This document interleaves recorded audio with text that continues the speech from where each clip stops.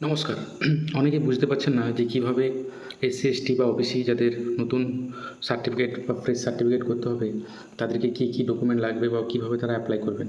তো চলুন, আজকের ভিডিওটির বিষয় হচ্ছে এটাই যে নতুন বা fresh OBC, SC, ST certificate আমরা কীভাবে বানাবো, তারই আজকের ভিডিওটার ডিটেলস আমি বলে দেবো। তো চলুন ভিডিওটা শুরু করা যাক। আশা করছি এই ভিডিওটা দেখার পর আপনাদের মনে আর কোনো প্রশ্ন থাকবে না। তো দেখুন, প্রথম অপশান আছে, প্রথমে আপনাকে কী করতে হবে, প্রথমে আপনাকে অ্যাকনোলেজমেন্ট স্লিপ ইফ অ্যাভেলেবেল, অর্থাৎ আপনি যখন এসডিও বা বিডিও অফিসে যখন সব কিছু জমা দিতে যাবেন, তখন আপনাদেরকে কী জমা দিতে হবে, প্রথমে জমা দিতে হবে অ্যাকনোলেজমেন্ট স্লিপ, যদি আপনাদের থাকে অ্যাকনোলেজমেন্ট স্লিপ।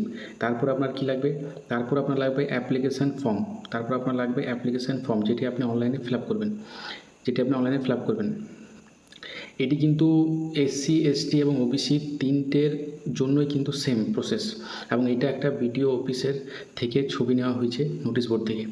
এবং 3 নম্বর কী লাগবে, দেখুন 3 নম্বর লাগবে ফ্যামিলি চার্ট।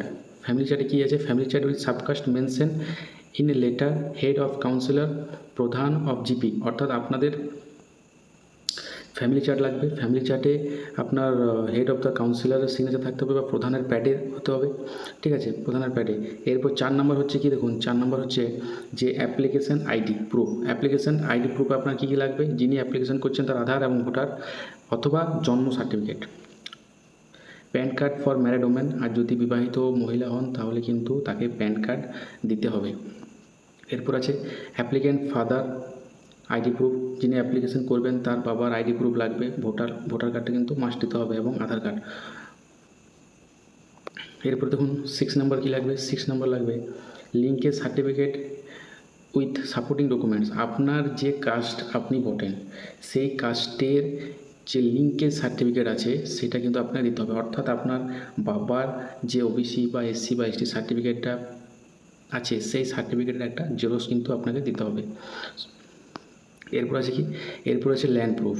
ল্যান্ড প্রুফটা কী বলে, দেখুন ল্যান্ড প্রুফ ডিড বা পর্চা, he she to be a permanent resident of West Bengal since 10/8/1950 in case of SC and since 6/9/1950 in caste of ST.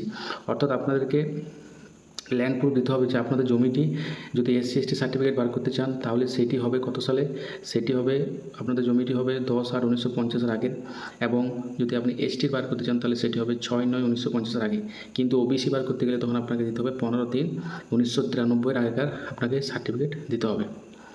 তারপর কি লাগবে, তারপর লাগবে 8 নম্বর পয়েন্ট, দেখুন তারপর লাগবে for OBC required first class magistrate court affidavit mention income subcaste and IPC 193, also for and particular case needed for SC ST. অর্থাৎ যদি আপনি নতুনভাবে ওবিসি বার করতে চান তাহলে কিন্তু আপনাকে ফার্স্ট ক্লাস ম্যাজিস্ট্রেটের অ্যাফিডেভিট করা আপনার ইনকাম দিতে হবে, আপনার বাবার যে ইনকাম সেই ইনকামটা কিন্তু ওই ফার্স্ট ক্লাস ম্যাজিস্ট্রেটের অ্যাফিডেভিট কিন্তু অবশ্যই মাস্ট দিতে হবে।